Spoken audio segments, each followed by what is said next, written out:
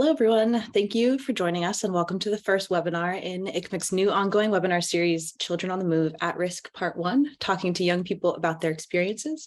My name is Hannah Gould and I'm the Digital Marketing Associate for the International Center for Missing and Exploited Children. And I have the pleasure of introducing you to ICMEC's Medical Director, Dr. Jordan Greenbaum, who will be giving the presentation today. Dr. Greenbaum has a wealth of experience and subject matter expertise as a result of her over 20 years of experience working with suspected victims of child sexual and physical abuse, sexual exploitation, trafficking. She now trains locally, nationally, and internationally to help professionals such as yourselves to prevent, identify, and intervene in cases of suspected abuse and trafficking.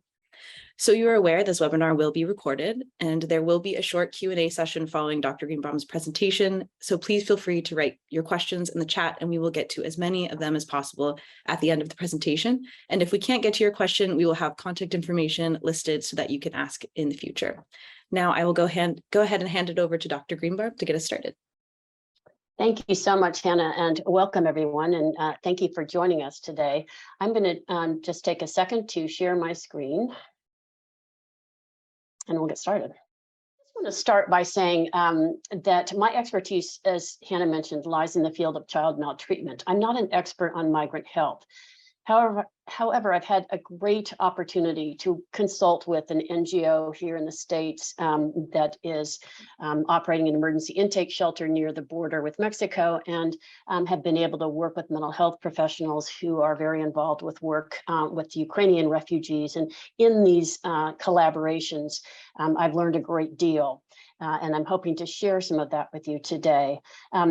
Three things I've learned. You may already know this, but three things. One is many, if not most, children who are on the move, be it running from armed conflict or natural disasters, whatever reason drives them, many of them have experienced significant, often repeated trauma of varying types. The second is that children are remarkably resilient. And the third is that the skills that we use when working with migrant children are very much the same type of skills that we use with children with known abuse, neglect, trafficking, and exploitation. There's much overlap. And so the skills that I'm going to be talking about today are, I hope, will be helpful to you, whether you're a teacher working with refugee students in your classroom, or maybe a counselor, a child protective services worker, a volunteer at a refugee receiving center, maybe you're a health worker or a law enforcement officer. Regardless, when you're talking to children and their caregivers about their experiences, a major role you have is to provide support and facilitate healing and well-being, as well as obtaining information that'll help you to do that. And so the skills that we talk about today, I hope will be helpful when you talk to migrant children, but also I think they're also very helpful when working with their caregivers. These are really skills that are appropriate for adults as well.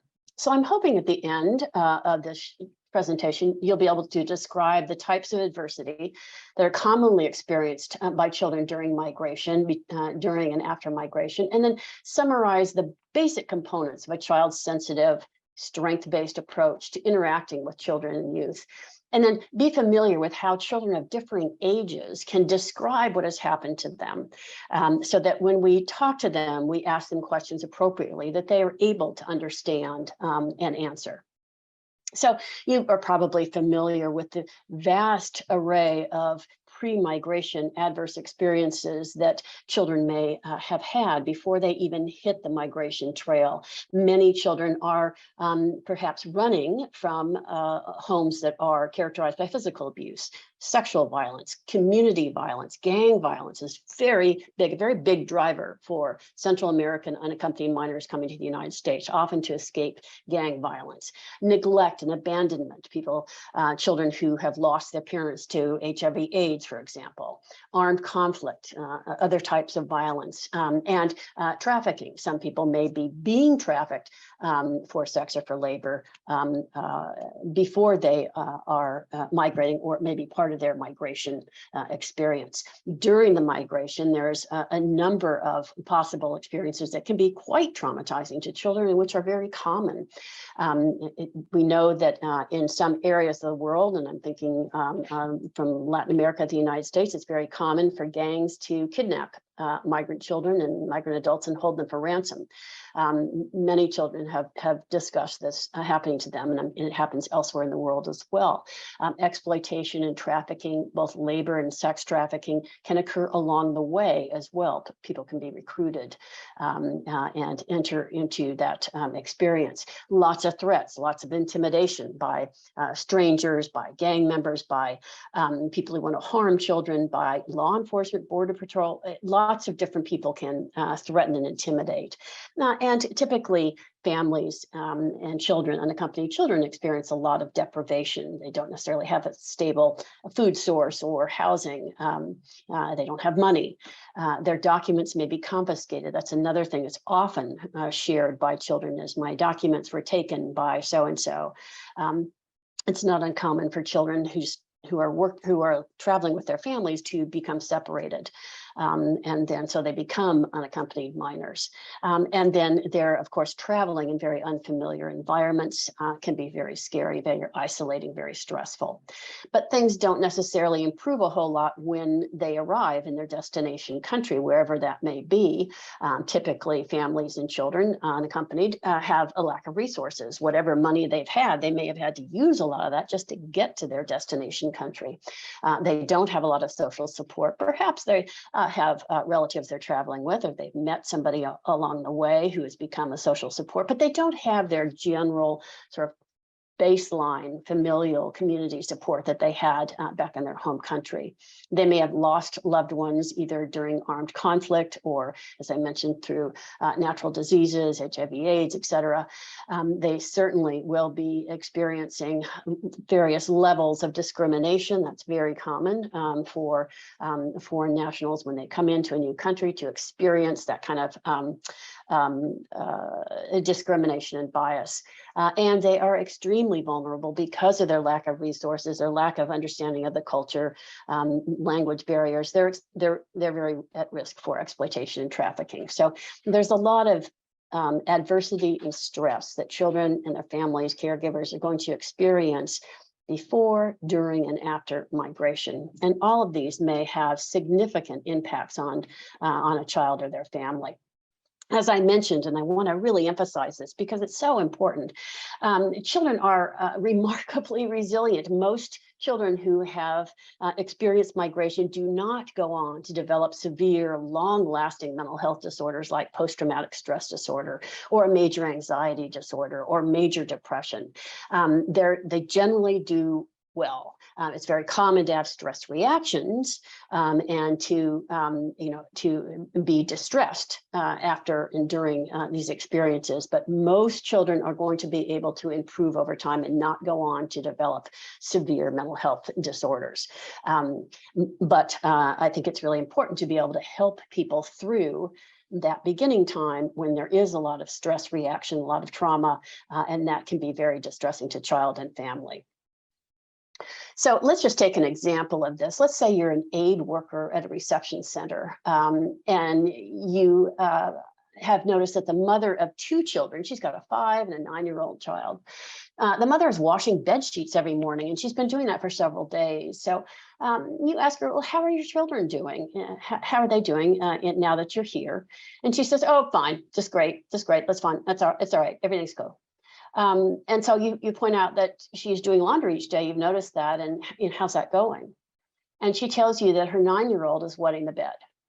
And so you ask more about the 9-year-old and what, how she's experiencing the shelter, and you learn that she's become very quiet. She used to be a very talkative girl, and now she's very quiet and doesn't seem to respond when you talk to her. She'll be sort of looking at you, but not really there. She's off somewhere else in her own mind. These are potential signs of trauma. This sort of regression to older, sort of behavior of a younger child. Bedwetting is very common. People regress in various ways. Becoming sort of socially withdrawn into themselves, depressed or sad, or just visibly withdrawn, very common. And what the mother's describing is a type of dissociation, when the child is sort of removing herself from the situation in her mind. She's protecting herself from the world outside. And so it seems like she's not paying attention because she's sort of removing herself, dissociating a little bit. So these are some potential signs of stress, and these are only some. There are innumerable signs of distress that children of different ages and different personalities can exhibit. Most of them can occur at any age. A few of them are more common at the younger versus older ages. You may see multiple signs of distress. You may see none, but these are potential signs. Sleep problems, very common. Nightmares are very common, and difficulty getting to sleep or staying asleep. Altered appetite, eating much more than before, eating nothing and losing a lot of weight. Complaining of chronic pain. Now, this pain may be related to an infection or an injury or something that has a tangible source, but in many cases, stress is manifest by chronic sort of migrating pain, stomach ache one day, a headache another day, backache another day, then it's back to the stomach ache. And there's no, a doctor or a nurse would not be able to figure out any discrete cause for that, but it's the body's way of expressing distress. As we mentioned, social withdrawal, anxiety or panic, having panic disorders or panic reactions, panic occurring when they hear or see or smell or think about something that reminds them of something traumatic. When they have a trigger, they become very anxious. Numbness and withdrawal, like the child, the 9-year-old we just talked about. Another thing that we see often with young children is a refusal to separate from the caregiver. They become very reluctant to move away from the mother or whoever is the caregiver. And they used to be much more independent. Now they're much more attached. Hyperactivity, poor attention. We see this with younger kids, school-age kids. So they're just all over the place. They're not able to concentrate because there's so much going on inside, so much anxiety that they just really can't pay attention. They can't follow directions. Young kids may recreate scary events with very bloody or violent drawings, for example. Older children might write stories in their journal or write stories that are very violent or very sexual. Children of any age may have abnormally sexual behavior, which is a non-specific sign of stress. It may be associated with prior sexual abuse and sexual violence, but it can also be associated with other types of trauma. But any abrupt change in behavior can be a sign of a stress of a child of any age. But these are all normal reactions. They're normal reactions to abnormal situations. And that's what I want to emphasize, that just because a child has panic attacks early on or is complaining of headaches that don't seem to have a cause doesn't mean that they are seriously debilitated with a mental health disorder. These are normal reactions and may last and differ amount of time. Sometimes children have very mild reactions and then that sort of passes very quickly. Others have more significant reactions that persist for a while. It's all very individually different, idiosyncratic. Okay, so we've talked about stress reactions and how that can impact children, their behavior, what they say, what they do, how they respond. Well, how do we, you and I, talk to a distressed child and their caregiver if you're working with a child in a classroom or at a receiving center, or there's been some reported concern about, say, sexual abuse, and you're the child protective service worker entering? How do you talk to a child who has some of these behaviors and has really experienced a lot of distress and trauma? Well, there are key considerations to think about. And again, this applies not only to the children who've been traumatized, but also to their caregivers who more than likely have experienced their own tremendous trauma. These are really universal strategies. One is we have to consider how the adverse events that have preceded our conversation with this child or this caregiver, how those have impacted that person, and take that into account as we're talking to them. So we're very mindful of what they've been through and how that's impacting our current experience with them. Another strategy is thinking constantly about building a sense of safety.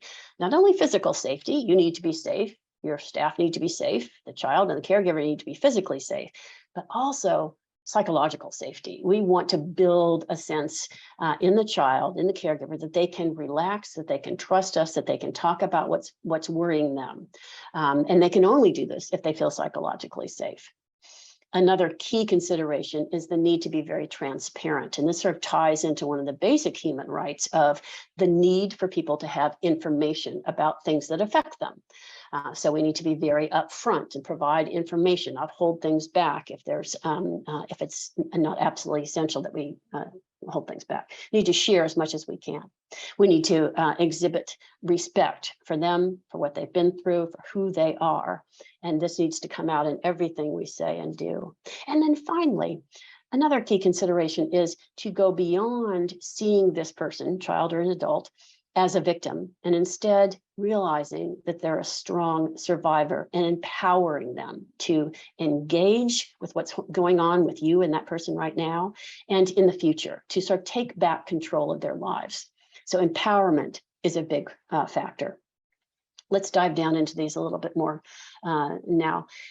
We talked about all the different types of adversity that can impact a child, and certainly sexual violence, physical abuse, gang violence are all types of trauma, but there are other types of trauma as well, losing a loved one, et cetera. And all of these traumatic events are going to influence a child's views of the world and other people. Before migration, this 9-year-old may have felt very secure, very good about herself. She's a strong 9-year-old. She loves her family. She feels supported by her family. She likes school. She does well in school. Everything is good. She's going to grow up and she's going to be a nurse. Da, da, da, da. Now she feels like the world is not her oyster. She feels like the world is a very unsafe place. She can't trust her anyone. She used to be able to trust her teacher and just about any adult her parents introduced her to. Now she can't trust anyone. And so the world has become a very hostile place where it's not safe. She's not guaranteed a happy life. I don't know what's going to happen next, she says to herself. This is going to impact her expectations of you as an adult who is viewed as an authority figure. She may or may not know you. She's going to have expectations of how you're going to react based on her prior experiences. She may feel very bad about herself, feel very helpless, feel very small, very insignificant, have low self-esteem, and she's going to expect you to reflect that, you to judge her badly, you to put her down. So she's going to be expecting, watching things for things from you, and she may misinterpret your facial expressions or the things you say so as to be able to fit your responses into her expectations of you. So her attitudes are going to reflect what she's been through. She may have learned that the world is a very hostile place. And in response to that, she becomes very wary of people. She doesn't want to talk to you. She may even become hostile because the best defense, of course, is an offense. If she comes at you with hostility, you'll stay away. She's protected. How she interprets your words, her behaviors are going to not only reflect her immediate traumatic stress that we've just talked about, but also how she's learned to adapt to a very hostile situation. And many of these behaviors, be they things like withdrawal, hostility, sexualized behavior, or using drugs and alcohol, many of these behaviors have been responses to a very hostile environment. They're adaptations, and they may come out even when the environment is no longer hostile. So just because they're in your office in a safe place and you're a nice person, you want to help, does not necessarily mean that their behaviors are necessarily going to alter when they have learned to be hostile or withdrawn, whether they've gotten used to taking drugs and alcohol to escape their stress. So we have to be aware of this and take this into account. And if we are a trauma-informed caregiver, then we do step back and we say, okay, why is this child bedwetting? Why is this child acting so withdrawn? Why is it that she doesn't seem to be listening or hearing anything I'm saying?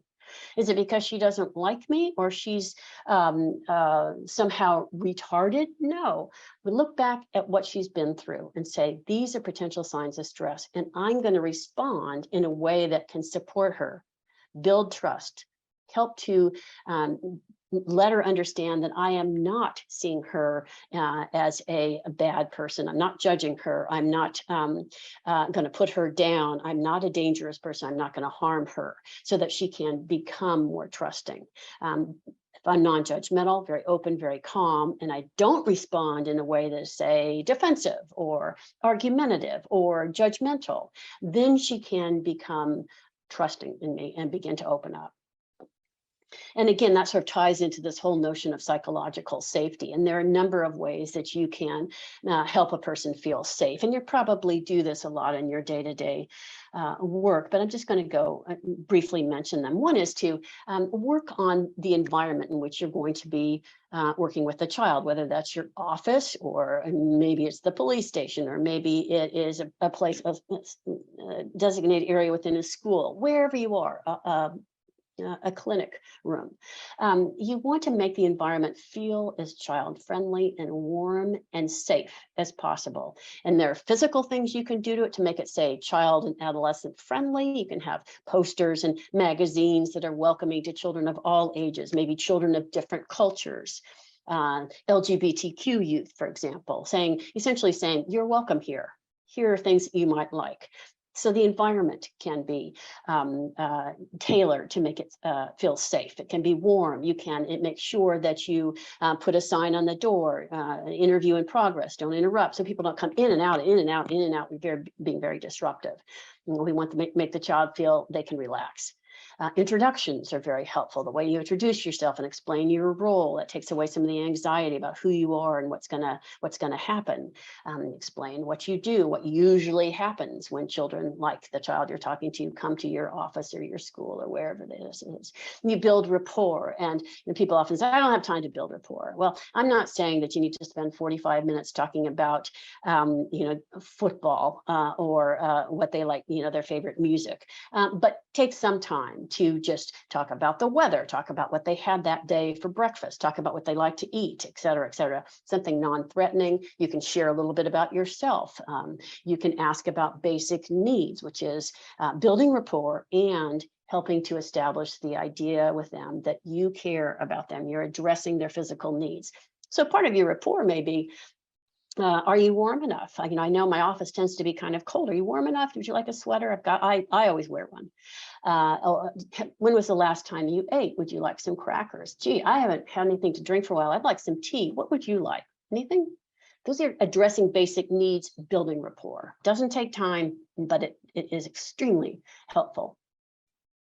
But this building the sense of safety is not something that you do in the first 10 minutes and then you forget about it and go on. It's really important to constantly think about psychological safety of the child or the caregiver. So a good thing to do is to step back and say, okay, when I have a child who I'm going to be working with, what is their experience from the moment they come into my office or clinic or wherever you are to the moment they leave? What is it from their perspective? What do they see? What do they encounter?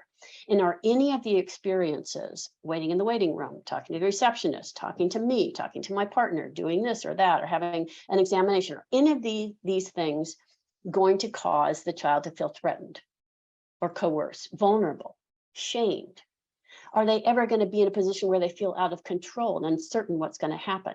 Because these are all very familiar feelings that are triggering to somebody who has been through a lot of trauma. If you think about a child who's been sexually abused, who's been kidnapped, who's spending the night on a train trying to go from one place to another, they have no idea what's going to happen next. They're very uncertain. They're very anxious. They're very vulnerable and frightened. We don't want to reenact all those and trigger all those feelings that are associated with trauma.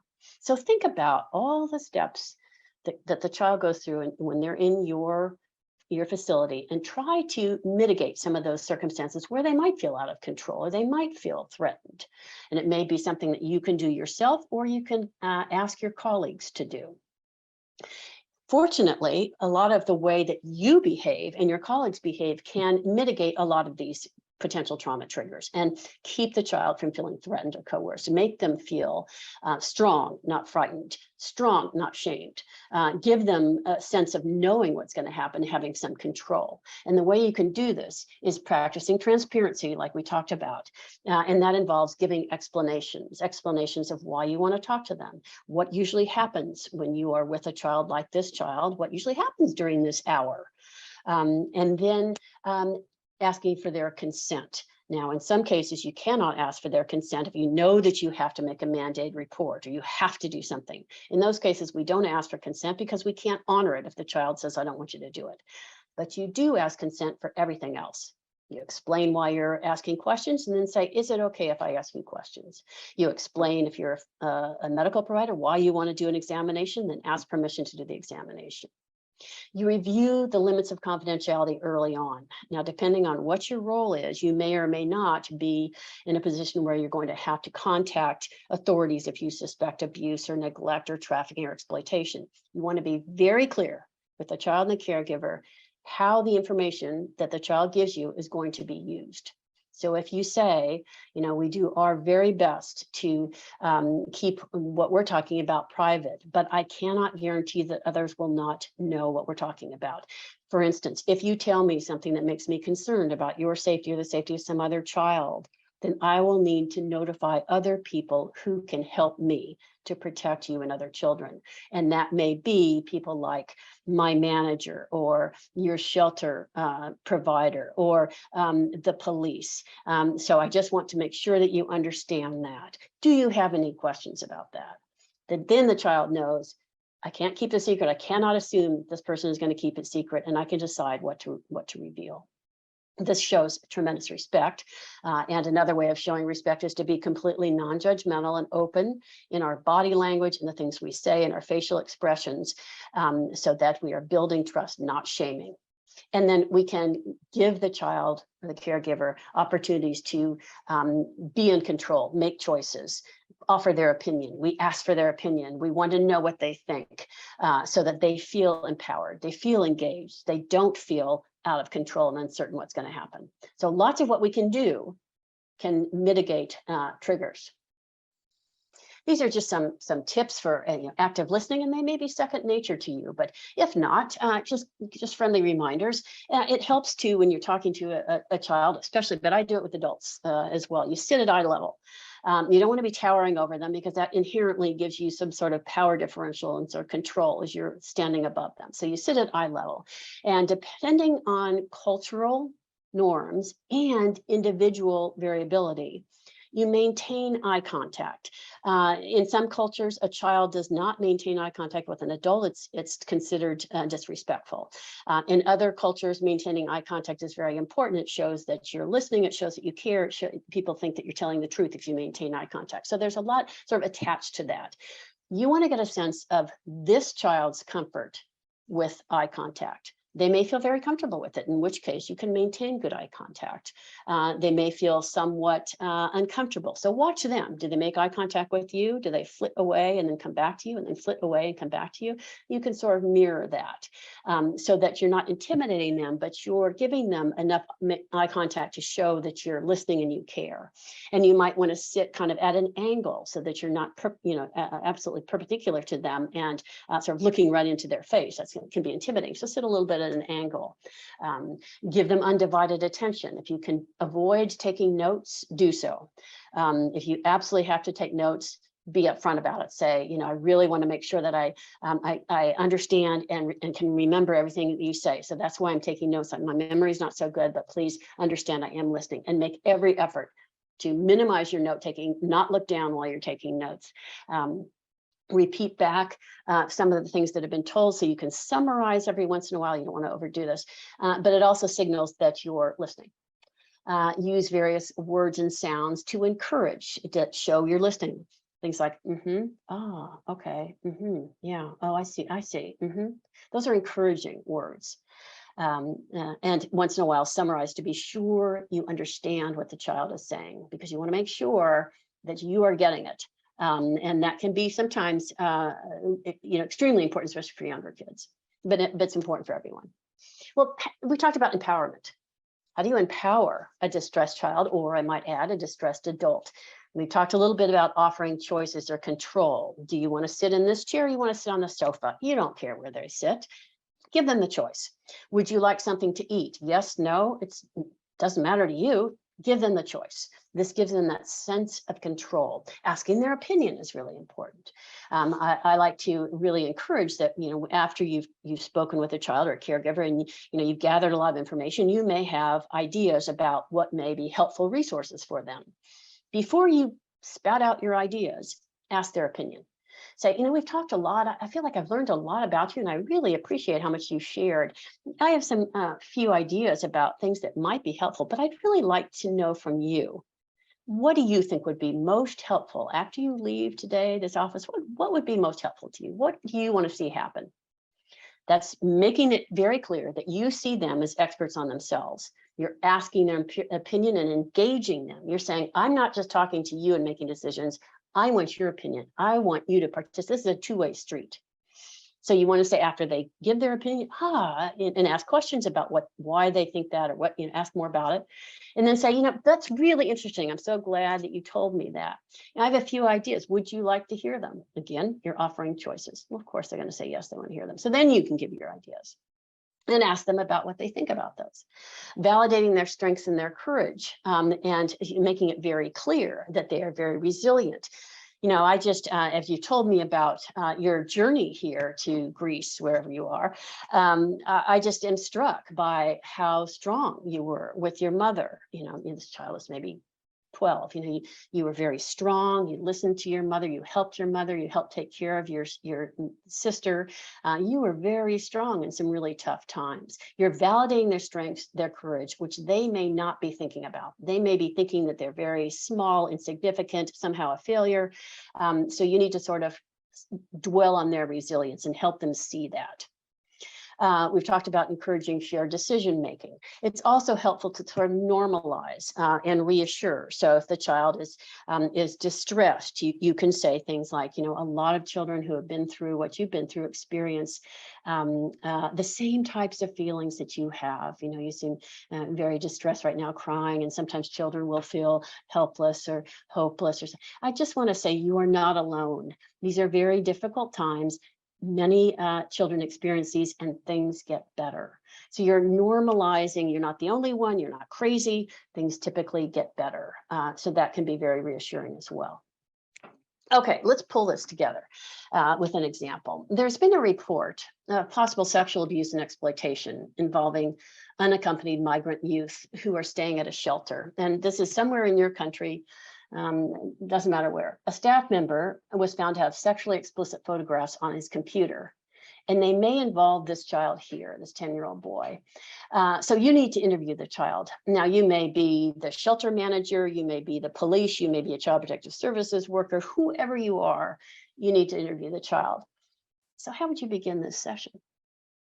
Well, I would suggest that you think about your role and say, okay, what do I need to know? What's my role? If I'm a law enforcement officer, I need to know everything about the details that are going to help with an investigation. If I am the shelter management, my job is to figure out what might have happened and how to keep this child and other children safe. So my questions are going to be somewhat different than the police officer. If I'm a nurse seeing this child, I'm going to be focusing in on health-related questions. If something did happen, what happened? How is that affecting their health and their mental health and their safety? So you have to ask yourself, what's my role? What do I need to know? And then what can I learn from somebody else so I can minimize the number of times I have to talk to this child about it and minimize their trauma. And then you might begin your session. Let's say you're the shelter manager, let's say. So maybe you bring in the child and you start by saying, I don't know if you've been in this office before, have you? And he says, no, I haven't. And you say, well, take a seat wherever you'd like. Again, it's early morning, have you had breakfast? Yeah, I had breakfast, and I might say, I heard today's breakfast was pretty lousy. What did you think of it? Oh, it was all right. So you're building rapport. You say, sometimes I like the food, sometimes I don't. It really varies here. What do you think about it? And you introduce yourself if you don't.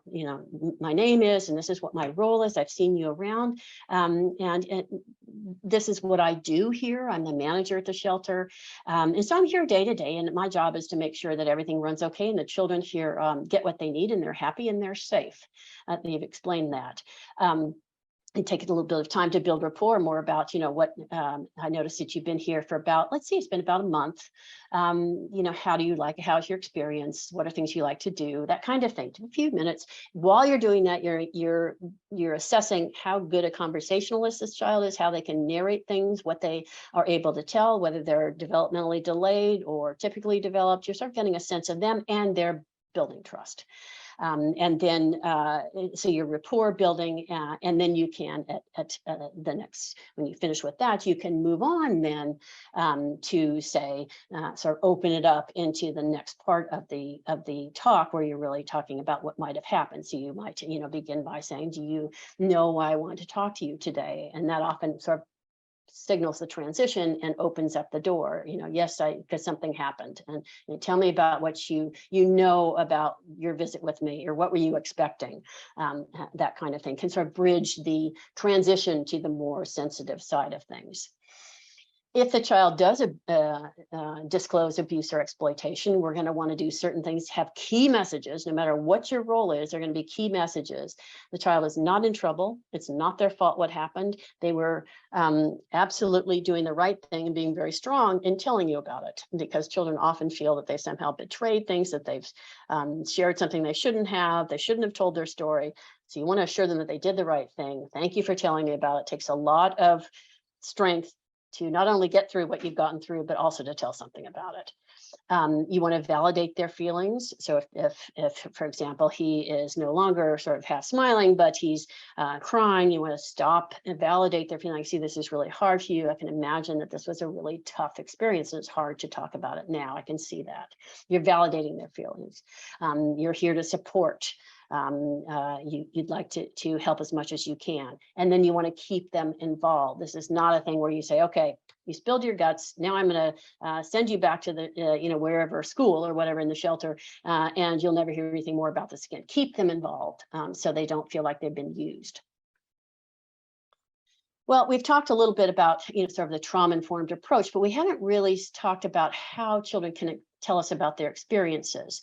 This child that we're about to interview may have had some experience and may have been sexually abused, certainly may have some trauma related to his experiences before getting to the shelter. So we need to know how we can question children about what might have happened in the way that is going to obtain information that is maximally likely to be accurate, at the same time not traumatizing them. So let's talk a little bit about childhood memories and the developmental process of being able to create memories and then retrieve memories and talk about those memories. And that is it's a long process that goes through the child's development. There's certain things that the child can do throughout childhood that get better over time. And certainly age is one factor that influences what a child can recall and what they can tell us. But there are lots of other factors that are sort of correlated with age. So their developmental ability, are they developmentally on the sort of the typical track of development, or do they have some delays?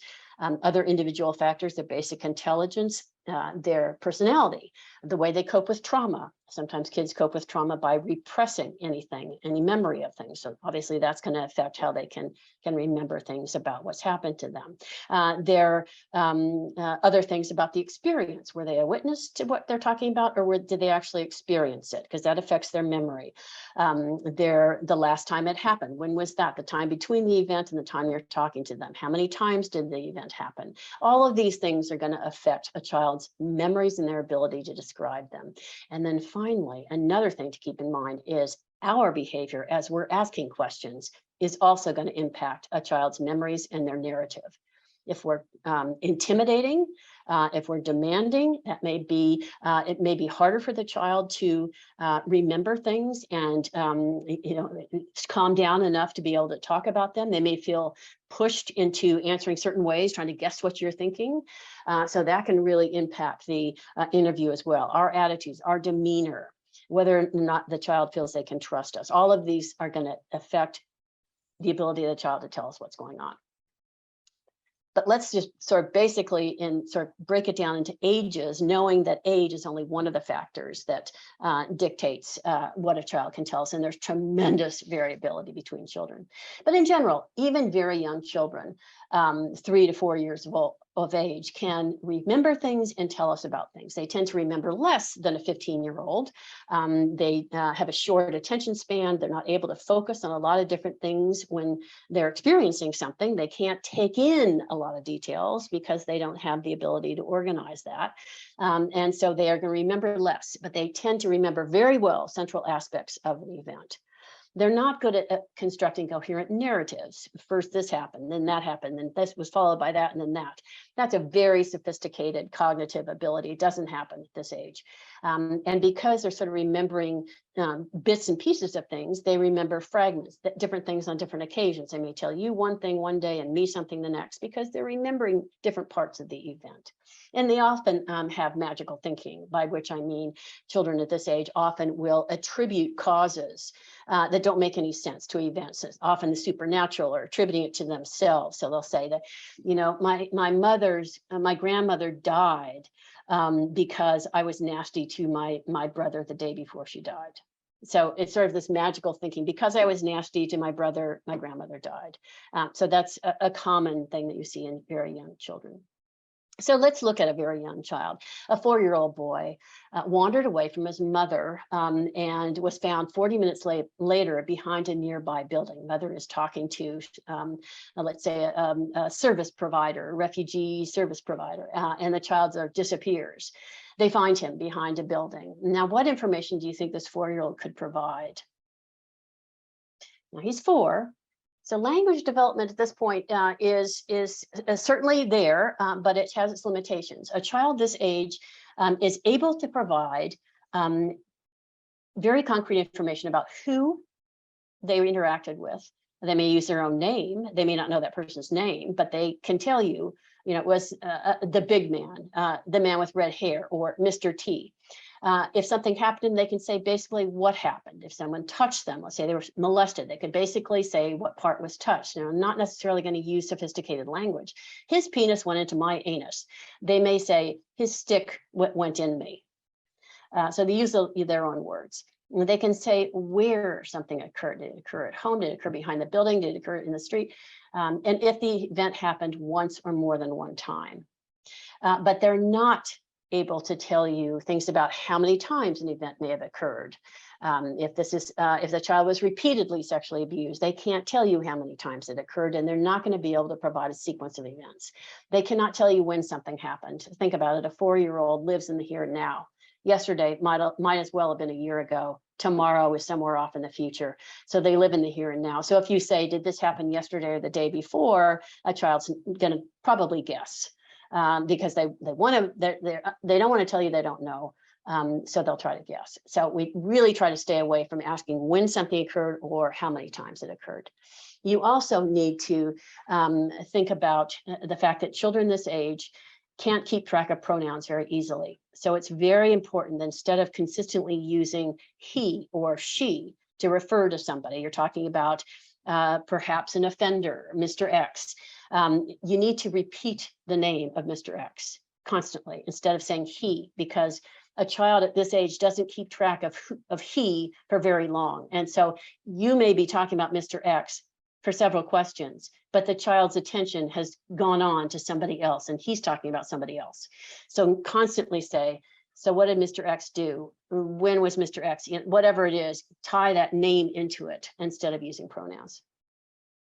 Let's go to a slightly older child. A 10-year-old girl tells you, Mr. Bosovic touched me, and I don't like it. He touched me a lot. I don't like it.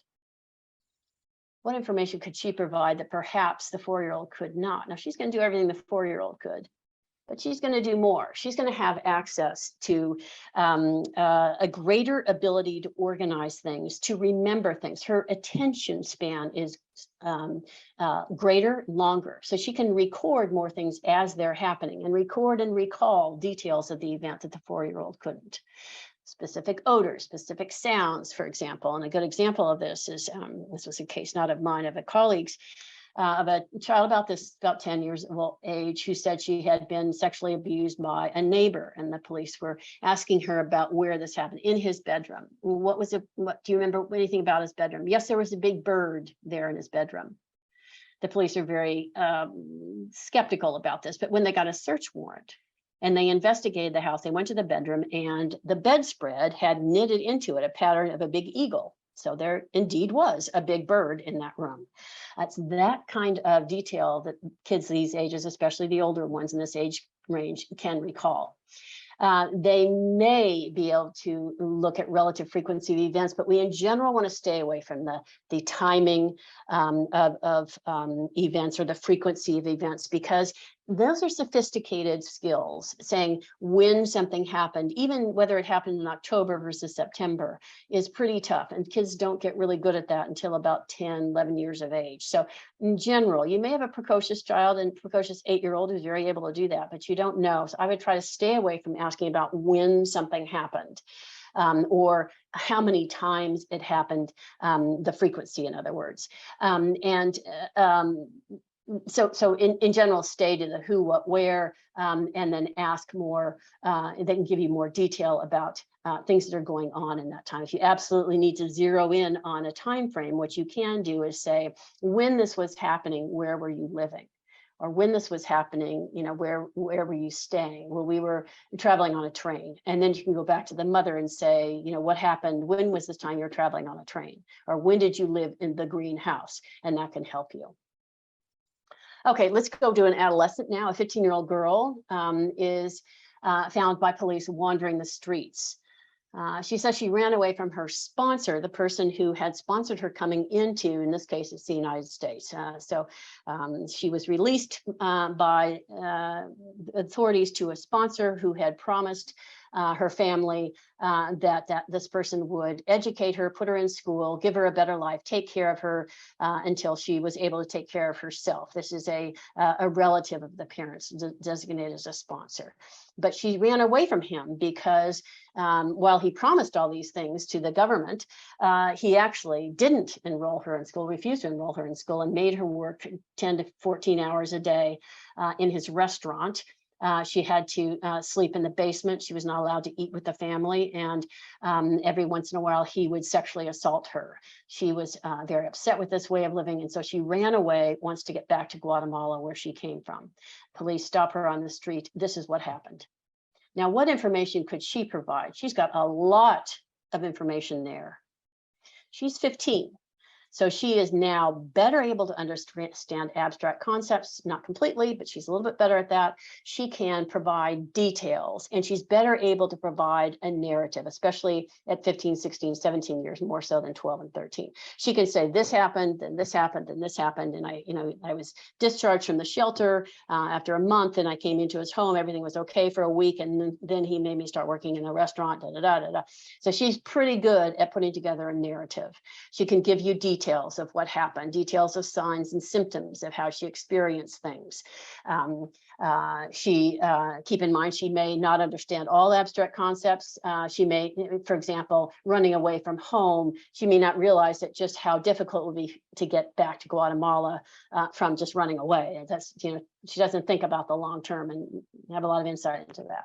She may be at this age sensationalizing certain things. That's what adolescents do. She may feel very embarrassed about certain things that might have happened to her and reluctant to disclose them to you. So keep that in mind as well. But she's much better able, not as good as an adult, but she's better able to provide a narrative. Okay, so we've got some idea of what children at different ages and stages can talk about, but how do we question them about that?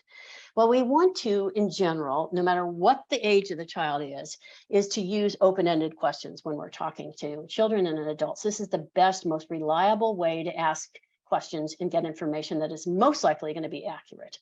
An open-ended question can be very broad, but it involves free narrative. So a broad open-ended question is, tell me all about your journey. Tell me all about what happened when you got to the United States. Tell me all about what happened when you got to this town in France. And so you're just leaving the door open. The child can say anything they want about that. And you're relying on them retrieving memories from their own memory storage. Anything they say has to come from their own memory. You're not providing any information. And that is the most reliable way to ask a question. Even 4-year-olds can answer open-ended questions, and they can do so very well. They don't answer with as much information, but their information is just as likely to be accurate as an adult, as an older child. So they can answer very well open-ended questions. So some of them are very broad, and then you can have what's called cued invitations. They're still open-ended questions, but they focus a little bit more on something the child has already said. So the child may have said, you know, we were on the train.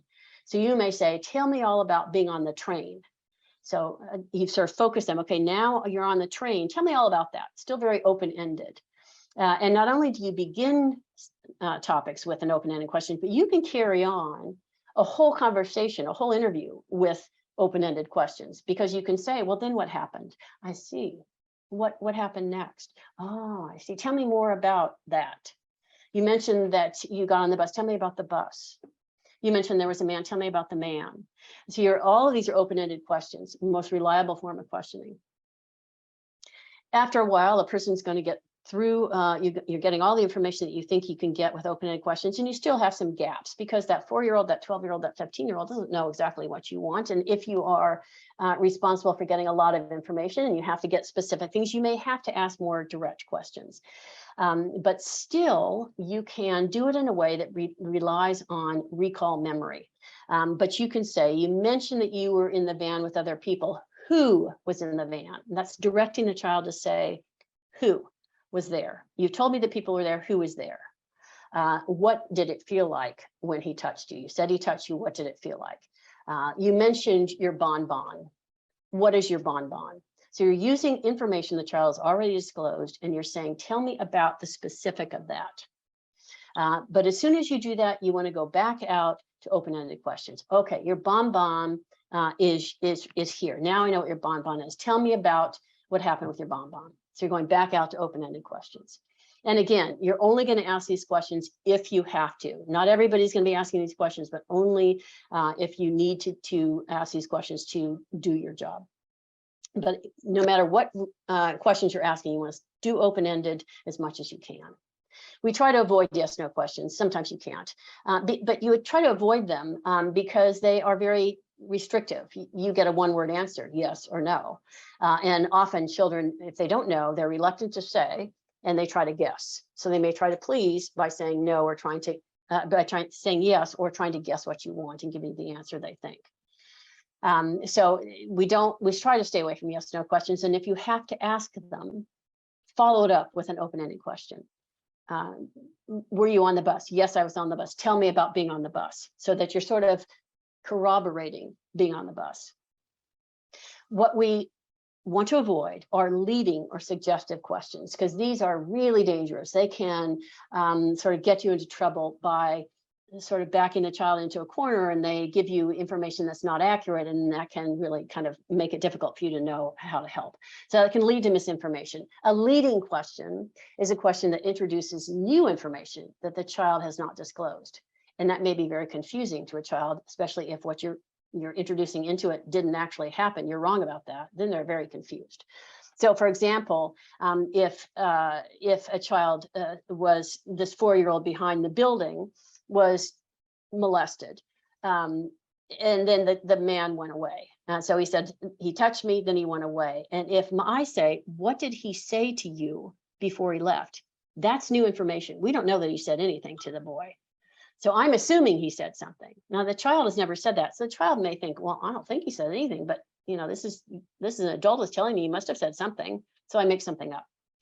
So that's a leading question. We want to stay away from that. We also try to avoid suggestive questions, which are questions that have a little tag on the end that implies the answer you're looking for. Well, surely you said no, didn't you? Surely you didn't go with him, did you? I'll bet that hurt, didn't it? That little tag, didn't it? Didn't you? Is implying the answer you're expecting.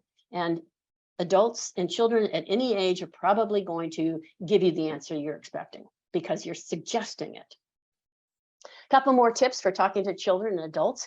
It's always helpful, even when talking to adults, to frame your questions. If you're reading a newspaper and you know, you're looking at the headlines, those headlines are critical in framing your questions, in letting you know what you're going to be reading about. So framing a question is like having a headline. It announces what the next question is going to be about.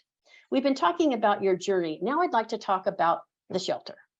So you're framing the questions and essentially signaling to the child, everything from now on is going to be talking about the shelter. Simple questions, one idea per question. Clarify terms. Make sure that if they talk about their bonbon, you say, point to your bonbon. If the adolescent says we had sex, say, there are lots of different ways that we can interpret having sex. What do you mean when you say we had sex? You want to clarify that. Then you can use their term, but you want to clarify it. Announce topic transitions. So we're going to announce frame your question to another set of questions. And keep in mind that children, especially young children, can use words before they really understand them, especially words that refer to locations and context, like before and after, or above and below, time, location. It can be, they start using those words before they actually know what it means. When you are talking to a child, you also want to make it clear. Now, if you're only talking to the child for a few questions, not having an extended conversation, you don't need to do this. But if you're having a real assessment and you're going to gather a lot of information, you want to make it clear certain expectations. One is that no matter what, they can decline to answer questions. It's up to them whether they talk to you or not. They can answer some questions or no questions. It's up to them. That you would like them to tell you when they don't understand your question. That's very important. That they say, I don't know, when they don't know. And you need to emphasize that throughout the whole conversation. Remember, you can say, I don't know if you don't know. You want them to tell the truth. So you're not going to say, I want you to tell the truth, but you can say, I want you to tell me only the things that you know happened for sure happened. Not the things you think may have happened, but only the things you know for sure happened. And tell me if you're uncomfortable and you want to take a break. So those are sort of the ground rules. And then your ground rule is you'll be clear with your questions. I'll tell the child when I don't understand. I'll say I don't know when I don't. I will tell the truth and I'll avoid interrupting. So you're sort of laying the ground rules in a non-threatening way so that the child knows they should say, I don't know if they don't know. Okay, thinking about what to ask, again, it all comes down to what is your role? You don't want to ask questions that are not going to help you fulfill your role as a healthcare provider, as a teacher, as a first responder, as a shelter manager, whatever it is. Keep your questions relevant, because you don't want to traumatize the child by asking a lot of questions you really don't need to know about. And then ask yourself, what's the purpose of my question? Is that going to help me do what I need to do or not? If not, don't ask it. Do I need this information to help my decisions? That's key. And can I get this information from someone else? From the caregiver, from the police, from somebody else? If you can do that, and that's a reliable source, then you don't have to ask the child. We are coming to the end, and so I just want to conclude by saying that children on the move can experience, and they do experience, multiple stressful events. Most of them ultimately do well, but it's really important early on that we are supportive and helpful when they experience and manifest their distress, because they have experienced a lot, and we need to help them get through that difficult time. The approach we needs to be very sensitive, non-judgmental, very open and accepting. And the way we speak to children needs to reflect their capabilities, that we're not asking them questions they're not able to answer.